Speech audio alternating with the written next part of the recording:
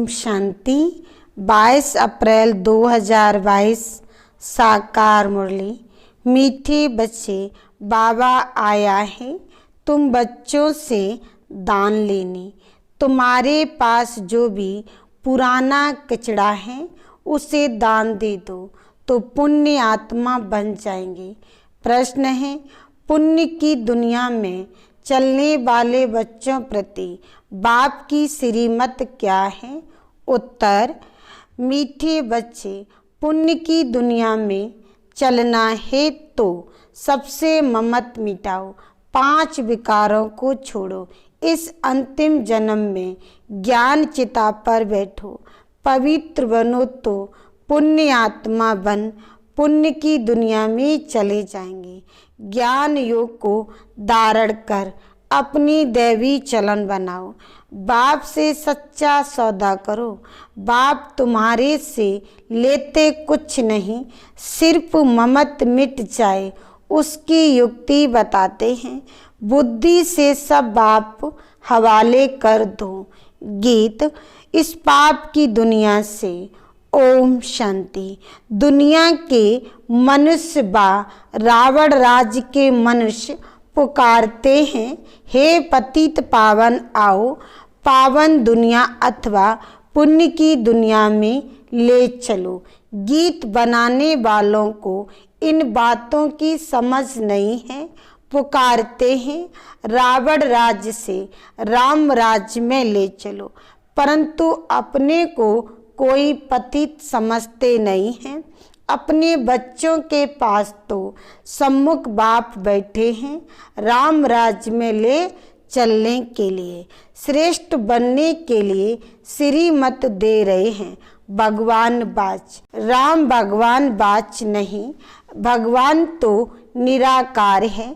निराकारी, आकारी, साकारी, 3 दुनियाएं हैं ना। निराकार परमात्मा निराकारी बच्चों आत्माओं के साथ निराकारी दुनिया में रहने वाले हैं। अभी बाबा आया हुआ है स्वर्ग का राज्य भाग देने, हमको पुण्य आत्मा बनानी। राम राज्य माना दिन, रावण राज्य माना रात, ये बातें और कोई नहीं जानते। तुम्हारे में भी कोई बिरला जानते हैं। इस ज्ञान के लिए भी पवित्र बुद्धि चाहिए। मूल बात याद की है, अच्छी चीज हमेशा याद रहती है। तुमको पुण्य क्या करना है? तुम्हारे पास जो किचड़ा है वह मेरे हवाले कर दो। मनुष्य जब मरते हैं तो उसके बिस्तर, कपड़े आदि सब करनी गौर को देते हैं। वे दूसरे किस्म के ब्राह्मण होते हैं। अब बाबा आया है तुम्हारे से दान लेने के लिए। ये पुरानी दुनिया, पुराना शरीर सब कुछ सड़ा हुआ है, ये मुझे दे दो और इससे ममत मिटाओ। बल 10-20 करोड़ हैं, परंतु बाप कहते हैं इनसे बुद्धि निकालो, बदले में तुमको सब कुछ नई दुनिया में मिलेगा। कितना ये सस्ता सौदा है। बाप कहते हैं जिनमें मैंने प्रवेश किया है उसने सब सौदा किया। अब देखो उसके बदले कितना राज्य भाग मिलता है। कुमारियों को तो कुछ देना नहीं है, वर्षा मिलता है। बच्चों को तो उनको मिल्कियत का नशा रहता है। आजकल स्त्री को हाफ पार्टनर थोड़ी मानते हैं, सारा बच्चों को ही देते हैं। पुरुष मर जाता है तो स्त्री को कोई पूछता भी नहीं। यहाँ तो तुम बाप से फूल बरसा लेते हो। यहाँ तो कोई मेल फीमेल का सवाल ही नहीं, सब वर्षे के अधिकारी हैं। माताओं कन्याओं को तो और ही हक जास्ती मिलता है, क्योंकि कन्याओं का लौकिक बाप के वर्षे से ममत नहीं है। वास्तव में तुम सब कुमार कुमारियां हो गए। बाप से कितना वर्षा पाया है। एक कहानी है, राजा ने बच्चियों से पूछा किसका खाती हो? तो एक ने कहा, अपने भाग्य का। तो राजा ने उसको निकाल दिया। वह बाप से भी साहूकार हो गई। बाप को निमंत्रण दिया, पूछा, अब किसका खाती हो? देखो, तो बाप भी कहते हैं, बच्चे तुम सब अपनी तकदीर बनाते हो। दिल्ली में एक ग्राउंड है, नाम रखा है रामलीला ग्राउंड। वास्तव में नाम रखना चाहिए रावण लीला, क्योंकि इस समय सारे विश्व में रावण लीला चल रही है। बच्चों को रामलीला ग्राउंड लेकर उसमें चित्र लगाने चाहिए। एक तरफ राम का चित्र हो और नीचे बड़ा रावण का भी चित्र हो, बहुत बड़ा गोला हो, बीच में लिख देना चाहिए, यह रामराज, यह रावण राज। तो समझ जाए देवताओं की देखो कितनी महिमा है। सर्वगुण संपन्न आधा कल्प है, कलयुगी भ्रष्टाचारी रावण राज, उसमें सभी आ जाते हैं। अब रावण राज्य का अंत तो राम ही करेंगे। इस समय राम लीला है नहीं, सारी दुनिया में रावण लीला है। राम लीला होती है सत्य में, लेकिन सभी अपने को बड़ा अक्लमंद समझते हैं। श्री श्री का टाइटल रखाते हैं। ये टाइटल तो है निराकार परमपिता परमात्मा का, जिस द्वारा श्री लक्ष्मी श्री नारायण राज्य पाते हैं। अब बाबा आया है, तुमको भक्ति रूपी अंधकार से छुड़ाकर सोजरे में ले जाते हैं। जिनमें ज्ञान योग होगा उनकी चलन भी दैवी होगी। आसुरीय चलन वाले किसका भी कल्याण नहीं कर सकते। झट मालूम पड़ जाता है इसमें आसुरीय अवगुण है या दैवी गुण। अभी तक कोई संपूर्ण तो है नहीं, अभी बनते जाते हैं। तो बाबा तो दाता हैं, तुमसे क्या लेंगे? जो कुछ लेते हैं वे तुम्हारी सेवा में लगा देते हैं। बाबा ने इनको भी सिलेंडर कराया। भट्टी बनानी है, बच्चों की पालना करनी है। पैसे बगैर इतनों के पालना कैसे होगी? पहले बाबा ने इनको अर्पण कराया, फिर जो आए उनको भी अर्पण करवाया, परंतु सभी की एक रस अवस्था तो बनी नहीं, बहुत चले भी गए। बिल्ली के पुंगरों की कहानी है। नंबरवार पुरुषार्थ अनुसार सब पक कर निकले।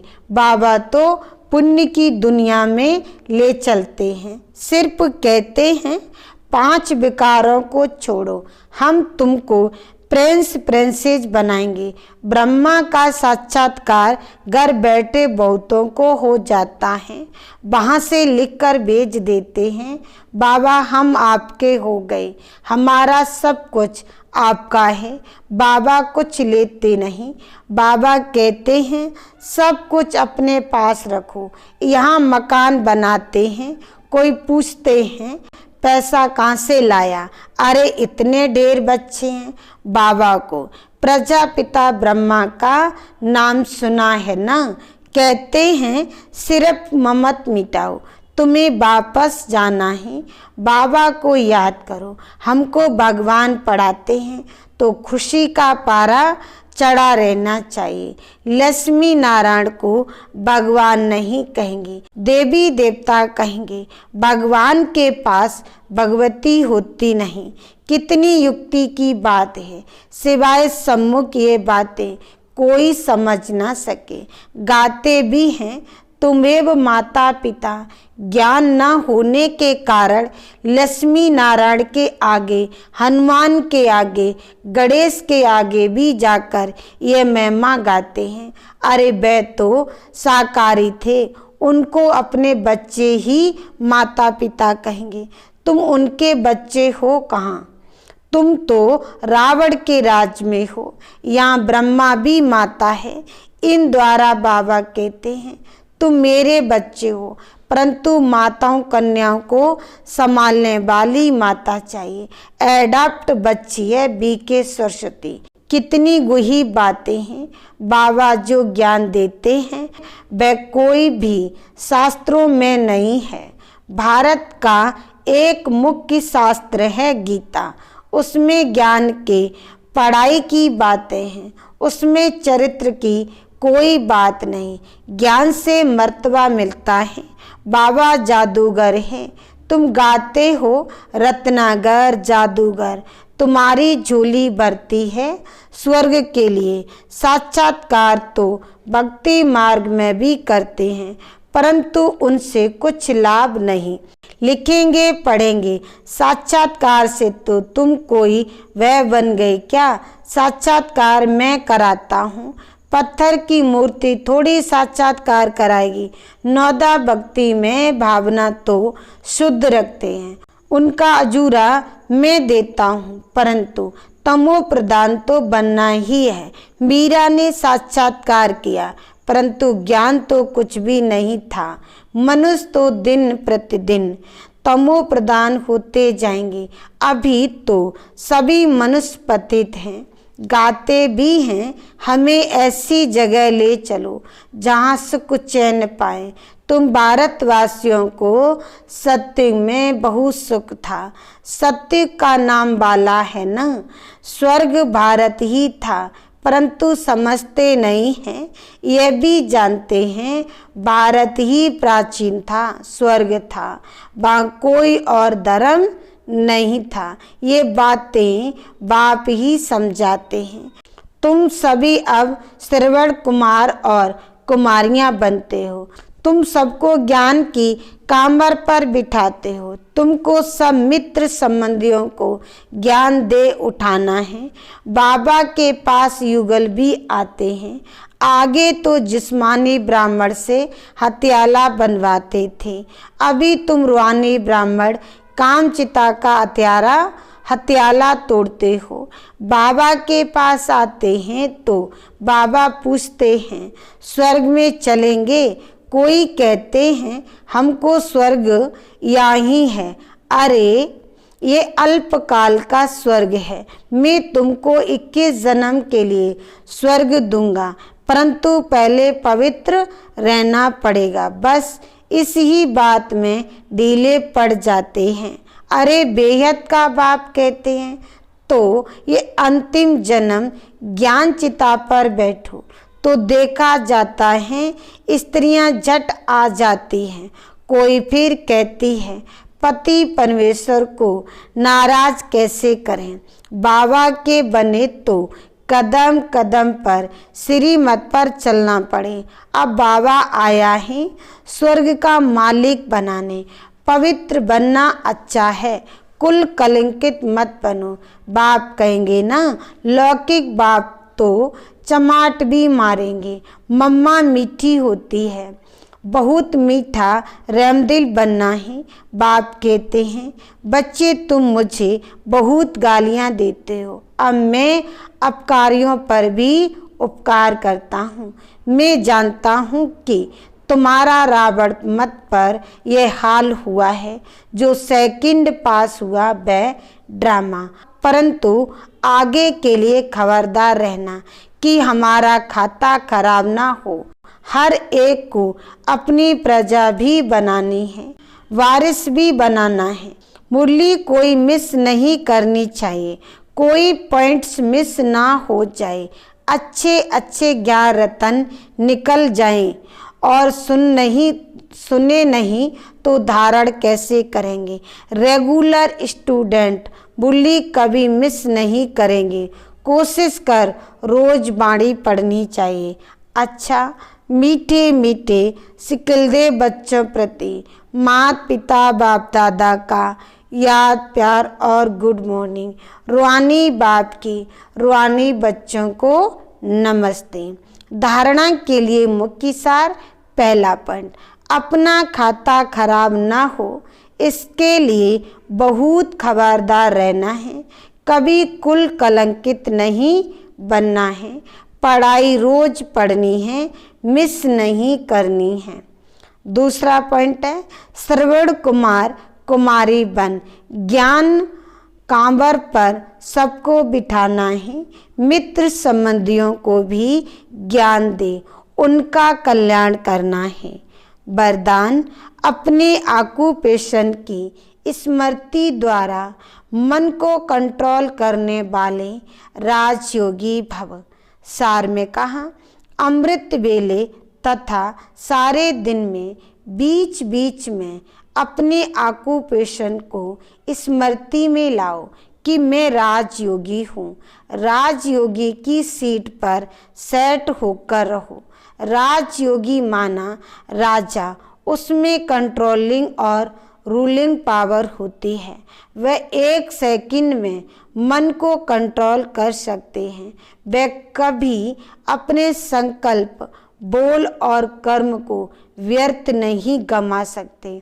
अगर चाहते हुए भी व्यर्थ चला जाता है तो उसे नॉलेजफुल बा राजा नहीं कहेंगे।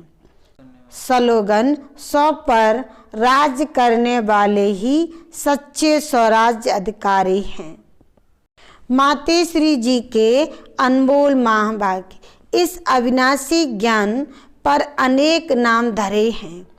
इस अविनाशी ईश्वरीय ज्ञान पर अनेक नाम धरे गए हैं, रखे गए हैं। कोई इस ज्ञान को अमृत भी कहते हैं, कोई ज्ञान को अंजन भी कहते हैं। गुरु नानक ने कहा ज्ञान अंजन गुरु दिया। कोई ने फिर ज्ञान बरसा भी कहा, क्योंकि इस ज्ञान से सारी सृष्टि सब्ज हरी भरी बन जाती है। जो भी तमो प्रधान मनुष्य हैं वो सतोगुणी मनुष्य बन जाते हैं और ज्ञान अंजन से अंधियारा मिट जाता है। इस ही ज्ञान को फिर अमृत भी कहते हैं, जिससे जो मनुष्य 5 विकारों की अग्नि में जल रहे हैं उससे ठंडे हो जाते हैं। देखो गीता में परमात्मा साफ कहते हैं कामेषु क्रोधेषु, उसमें भी पहला मुख्य है काम, जो ही 5 विकारों में मुख्य बीज है। बीज होने से फिर क्रोध, लोभ, मोह, अहंकार आदि झाड़ पैदा होता है। उससे मनुष्यों की बुद्धि भ्रष्ट हो जाती है। अब उस ही बुद्धि में ज्ञान की धारणा होती है। जब ज्ञान की धारणा पूर्ण बुद्धि में हो जाती है तब ही विकारों का बीज खत्म हो जाता है। बाकी सन्यासी तो समझते हैं विकारों को वश करना बड़ी कठिन बात है। अब ये ज्ञान तो सन्यासियों में है ही नहीं, तो ऐसी शिक्षा देवे कैसे? सिर्फ ऐसे ही कहते हैं कि मर्यादा में रहो, परंतु असल मर्यादा कौन सी थी? वो मर्यादा तो आजकल टूट गई है। कहाँ वो सतयुगी त्रेतायुगी देवी देवताओं की मर्यादा, जो गृहस्थ में रहकर कैसे निर्विकारी प्रवृत्ति में रहते थे। अब वो सच्ची मर्यादा कहाँ है? आजकल तो उल्टी विकारी मर्यादा पालन कर रहे हैं। 1-2 को ऐसे ही सिखलाते हैं कि मर्यादा में चलो। मनुष्य का पहला क्या फर्ज है वो तो कोई नहीं जानता। बस इतना ही प्रचार करते हैं कि मर्यादा में रहो, मगर इतना भी नहीं जानते कि मनुष्य की पहली मर्यादा कौन सी है। मनुष्य की पहली मर्यादा है निर्विकारी बनना। अगर कोई से ऐसा पूछा जाए तुम इस मर्यादा में रहते हो तो कह देते हैं आजकल इस कलयुगी सृष्टि में निर्विकारी होने की हिम्मत नहीं है। अब मुख से कहना कि मर्यादा में रहो, निर्विकारी बनो, इससे तो कोई निर्विकारी बन नहीं सकता। निर्विकारी बनने के लिए पहले इस ज्ञान तलवार से इन 5 विकारों के बीज को खत्म करना है, तभी विक्रम भस्म हो सकेंगे। अच्छा, ओम शांति।